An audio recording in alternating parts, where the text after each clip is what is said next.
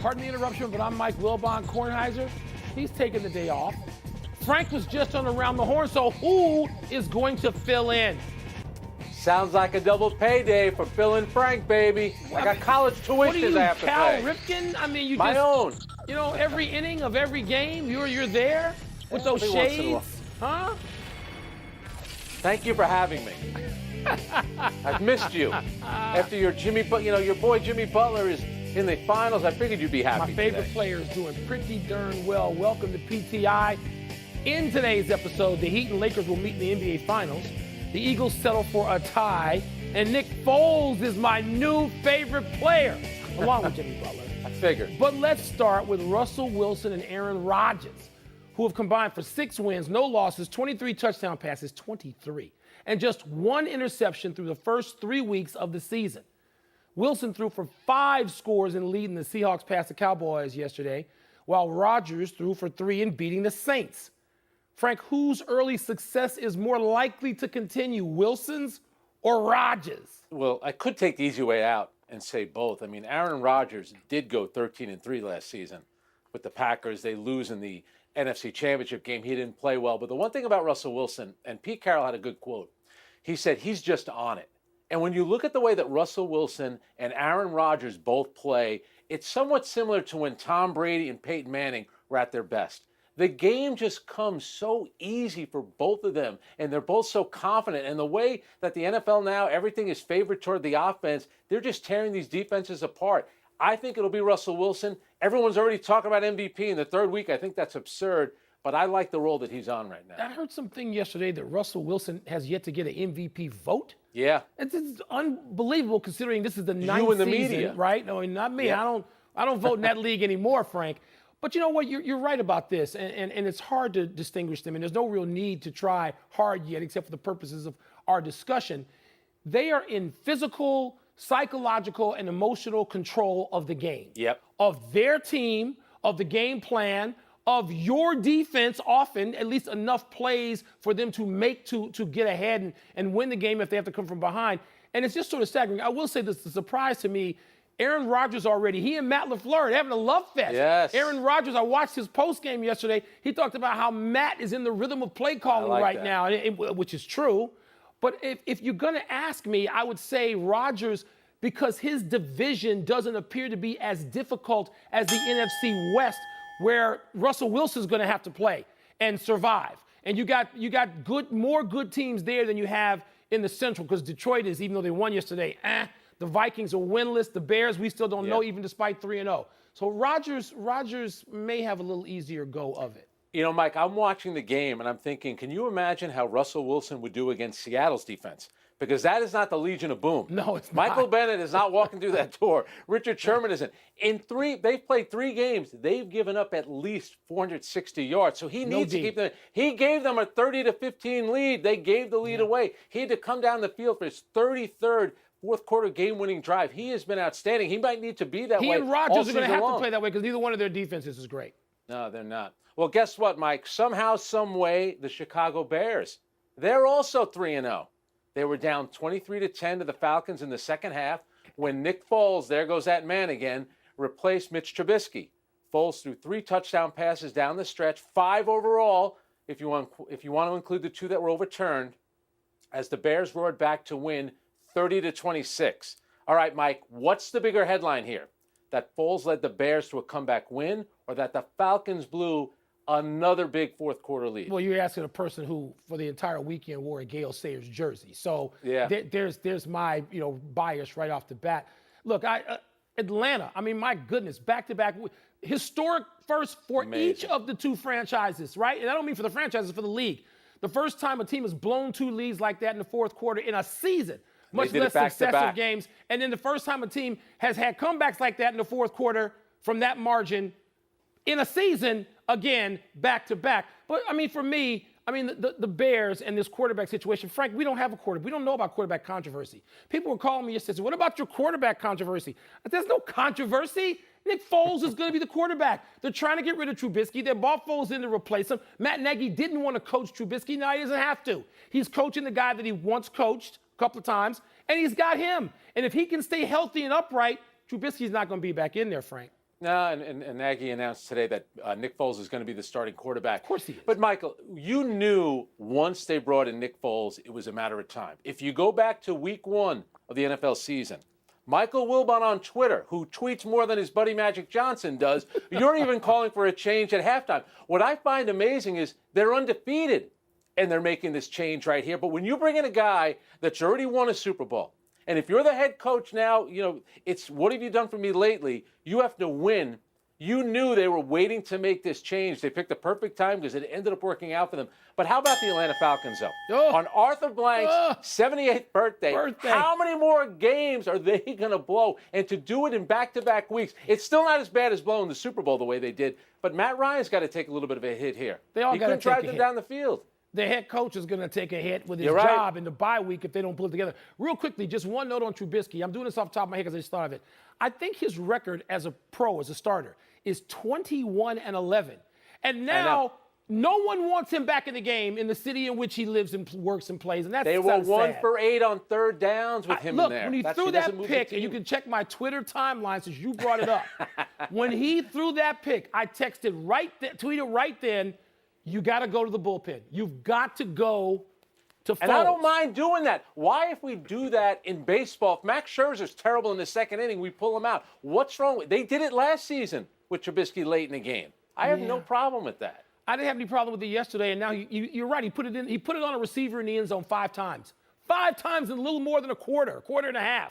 So there we go. Meanwhile, Foles' old team, the team that was dumb enough to get rid of him, the Philadelphia Eagles, haven't won a game yet this season.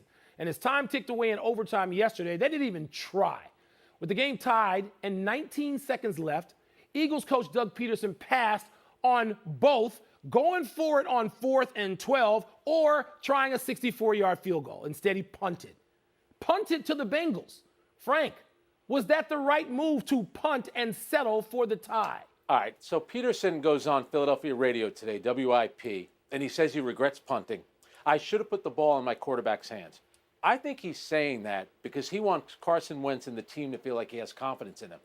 Well, he didn't. His actions said otherwise. Because, and you know what? He's also looking at how bad that division is. Yeah. And a tie right there. I'm supposed to go for it with that offensive line and this quarterback who's clearly struggling.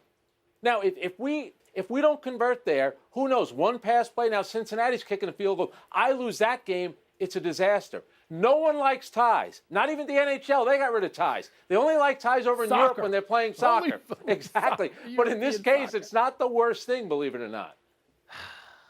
It's bad for morale, Frank. And I was thinking like you, when we're trained as sports writers. I listened to all of the talkers on TV this morning who played and coached the game, including Rex Ryan, and they made compelling cases that you had to try to win this game. And I came in it like you, and I listened to them, and I was converted. And it just seems like the Eagles, Carson Wentz, by the way, when he went to the end zone, reminded me of the play he got hurt on a couple of years ago. Maybe it was even last year. And I hate to see that because as much as I think that Carson Wentz is overrated, I'm not attacking or criticizing Carson Wentz. I'm criticizing all the dopes that continue to tell you how great he's going to be. And right now, he's like 31st or 32nd. The only person below him in some of these stats is Trubisky. And I'm not saying bench him, because that is a knee-jerk reaction, as Doug Peterson suggested. Mike. He's your quarterback. But, man, to go for that, what is the morale like in a town like Philly? He's lucky there were no fans. I was thinking the same thing. He's so fortunate. But you know what? There's still talk radio, and there's still people walking around the streets of Philadelphia slapping themselves in the face saying, oh, my God, what are the Eagles doing? Mike, he was thinking like a coach. They didn't lose the game. Let's remember, it was a tie. Yep. Washington's in that vision. Do I need to tell you about what's going on up at the Meadowlands with both those terrible teams? The Giants are the worst team in the league. And then you got Dallas, who, remember, with the money on the line, they beat them last year in a game that they had to have. So I actually think he made the right move. A disaster would have been losing. A tie, I can live with. Okay. All right, Mike, the NBA Finals, they're set. The Miami Heat eliminated the Celtics last night behind 32 points, 14 rebounds, and 5 assists from big man Bam Adebayo. What a game he had. The Heat now face the Lakers and Anthony Davis, who averaged 31 per game against the Nuggets. Mike, do you see Bam Adebayo being a big problem for Anthony Davis? He's a big problem for the Lakers. He's a big problem. The guy's good. He is skilled, he is long, and he is tough. Look, I know the conventional wisdom, and I'm not going to disagree with it, is that if you just rank the best players, if you lose PER, whatever personal ranking system you want to clutch to, you're going to have LeBron James at the top of it and Anthony Davis second, and all these players on the playground at one time. Who are you going to choose? 1, 2? Those two. Yeah. But you know what? Jimmy Butler and Bam we knew are it was a problem. Coming. Yes, you do. You knew it was coming. They're a problem. I'm going to go back, and we'll get further into this, at some point soon. We got a couple of days before that series tips off Wednesday night in Game 1. But Jimmy Butler has played LeBron James even. 17-17. Does that mean something? We'll find out. We'll ask a lot of people. I want to ask coaches and other players and scouts who analyze this stuff. What does that number mean to you, the 17-17? But going back to Bam, the game he had last night, he put it on himself. He put it on himself after Game 5 and said, this was on me. I got to be better, and he was great, Frank. Well, what I love about Jimmy Butler is he makes an impact without always having to score. And you look at Tyler Hero, the games he's had, Duncan Robinson. But Bam Adebayo last night, Mike, there was a stretch over 46 seconds. The game was very much in the balance midway through the fourth quarter. He comes down, he gets the dunk on Daniel Tice. Might have been fouled on the play. Next time down, he hits a short little jumper, fouled, three-point play. Next possession, he's double-teamed. He's got the left double-teamed. He had the left-handed wraparound pass. So he gave you the full array of Bam Adebayo in those 46 seconds. Yeah. This is a talented player who fits right in with what they want to do down in Miami. What they've accomplished, what Pat Riley and Eric Spoelstra have done with this team. Now, listen, both teams have gone from not being in the playoffs to now being in the NBA Finals. But Miami, to bring this crew together this quickly, Tyler Hero, Duncan Robinson, a free agent like Jimmy Butler, it's unbelievable. It's a completely appealing team. Yep. Miami on every level. And don't Bam and Jimmy Butler, don't they play with the personality of Alonzo Mourning and Pat Riley? Yeah. I mean, you look at the sort of the DNA of that franchise and where they've gone and where they've been the last 20 years or whatever it's been since Riles got there. Wow. Give me something on the Celtics real quickly. What do you think? What do they have to do? Is it a small tweak? It's not an overhaul. They got too many good players. What's Danny Ainge going to feel like they need size. to do? Bam Adebayo killed them inside. Everybody too wants many to play layups small and ball. dunks. They all want to play small ball, except Riles. Let's take a break. But coming up, did the Rams get hosed by the refs in that loss to Buffalo? And which college power was the more surprising loser on Saturday? Oklahoma or LSU? All right, we didn't make picks in the NBA. We wait until Wednesday. Is that what we're doing? Yes. All right. I know who you're picking. Listen, the mailbox is locked in Tony's attic, so I'm going to grab the emails out of this sparkling, beautiful Northwestern football helmet. By the way, Frank, how can I mention Miami and toughness and not mention Dwayne Wade prominently? Mail time! Can't forget about the Southside's own. That was a stupid omission. He doesn't play for them my anymore. part. Don't worry Dwayne about Wade. it. He's still there. He's still getting it done. He recruited Jimmy Butler. Did the Rams get hosed on the pass interference call? All right, Mike. Here it is, 4th and 8 from the 13-yard line. 25 seconds to go. Pass interference called on Darius Williams. I do not love the call, just like I didn't love the offensive pass interference call. Well, look at him. He's Michael grabbing Gallup. him right there. What 5 yards, 7 yards down the field. Well, hang on. But they're going to say that they got robbed. Let's go back to the NFC Championship game. Remember the non-call on the Rams. This happens over the course of a season. Yeah. I don't like the call, though. I just don't. I like the call. In live time, I liked it. When they showed the replay, I liked it. Last night when I was watching the replays again, I liked it. You can't hold the guy for 7 yards. He's got him. He's got his hands around the pass. Please, pass interference. Both players had their hands up. And Josh Allen just threw the ball. The instigator is the defensive player with his hands around those shoulders. That is the classic definition of pass interference. Frankie, 7 yards he rode him down the field. They should have stopped him on the 3rd and 22. That's then true. They would have won. They had every chance to do that. All right, next one. Next letter. More surprising loss, Oklahoma or LSU? All right, how about Oklahoma losing to Kansas State? They led in this game 35-14. They lose 38-35. That's pretty bad. But I'm going to go with Mississippi State over LSU. And how about KJ Costello? You need an Italian quarterback in the SEC. Threw for over 600 yards. Do you know in the last 20 years, 20 times a quarterback has thrown for at least 600 yards? Mike Leach has been the coach of 11 of those teams.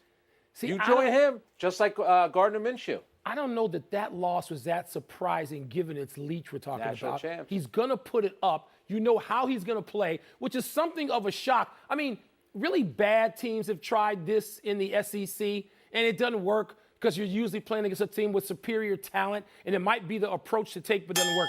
But this is the second year in a row that Oklahoma has lost to Kansas State. Yeah. So how surprising could that be when it's twice? By the way, LSU lost 17 starters. Last one. Including the starters. Heisman Trophy winner. That's a lot. Let's go to baseball, Frank, with the playoffs starting tomorrow. You got any bold first-round upset predictions you want to make, big fella? All right, it's a little bit different this year. 16 teams will be in, got a little NCAA tournament feel to it. I'm going to go with the Marlins. Maybe because of Derek Jeter, maybe because of Don Mattingly, the manager. Maybe you're just trying to upset me. That's all you're trying to do. But in 97, they made it to the playoffs. They won the World Series. 2003, they made it to the playoffs. Who'd they beat? There was that crazy play involving the fan who reached over and touched the ball. Let's that's not right, deal with that. the Chicago Cubs, and that's who they get this time. Marlins, baby. All right, I'm going to go for a couple of upsets. One, I'm glad the Padres and Cardinals are playing because Padres are the new team I like the most other than my own. The Cardinals I hate the most, of course. I'm worried about the Cubs and the Marlins. I'm not worried about the Dodgers losing or the Braves losing. In the American League, I don't know that you would call it an upset. I'm going to take the Astros, a 6th seed, over the 3rd-seeded Twins, if seeds mean anything to you. And I'm going to take the South Side team, the White Sox, the 7th seed, over the A's, even though the White Sox have lost 9 of 12 you gave us every game. Fallen apart. What about Yankees-Indians then? You might as well fill it out. Who do you got there? No, that's a 4-5. 4-5s you can't call an upset. All right. Thank you for your emails. I appreciate them because Tony never does. Let's take one last break, but still to come. The Chargers come so close to pulling off a final play for the ages. And who's got the edge in tonight's showdown between Patrick Mahomes and Lamar Jackson? Mike, 2003, do you remember that game? Marlins Cubs, the series? No, I can't talk about that game. No.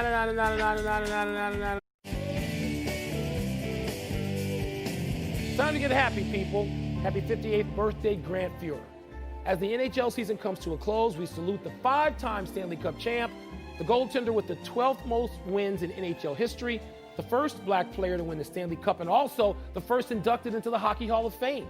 You want more evidence of Fuhrer's greatness? He has the most points by a goaltender in history, the longest undefeated streak, 23 games in history, and shares the record for most postseason wins, 16. And oh yeah, Wayne Gretzky has said any number of times he believes Fuhrer is the greatest goaltender in NHL history. You know, Mike, you think about that team in that era, that Paul Coffey was a defenseman, Mark Messier, Yari Curry, of course Gretzky, who was as dominant as anybody, and Grant Fuhrer. When you talk about great teams over the last 40 years, for that stretch, Edmonton, first on because the they list. played in Edmonton, that was part of the problem. But No you're one's right, paying Frank. attention. They are first on my list for that. Happy anniversary, Ted Williams. On this day 79 years ago, the Splendid Splinter completed perhaps the most notable final day in any season finale in the 140 years of baseball. The Red Sox preferred Williams sit out the final day of the season, a doubleheader against the A's, because he was hitting .3995, which rounded up would give Williams the first 400 season since Rodgers Hornsby did it in 1925. Williams, who probably was the most confident man to ever play a professional sport in America, bet on himself, of course. 6 hits, including a home run in the 2 games, lifted him to .406, and no one has hit .400 since. But Tony Gwynn did hit .394, though, in 1994. Yeah. Mike, the amazing thing about Ted Williams that year, the final 13 games of the season, he went from .413 to below .400, and yet he still wanted to play in that last game to push that number over. That's Almost when men were talked men. himself out of it. Talked himself into the lineup and then had 6. It's unbelievable. Happy trails to the Chargers winning on the last play of the game. They were down 5 and on the Panthers 28 with 5 seconds left when rookie quarterback Justin Herbert completed a pass to Keenan Allen.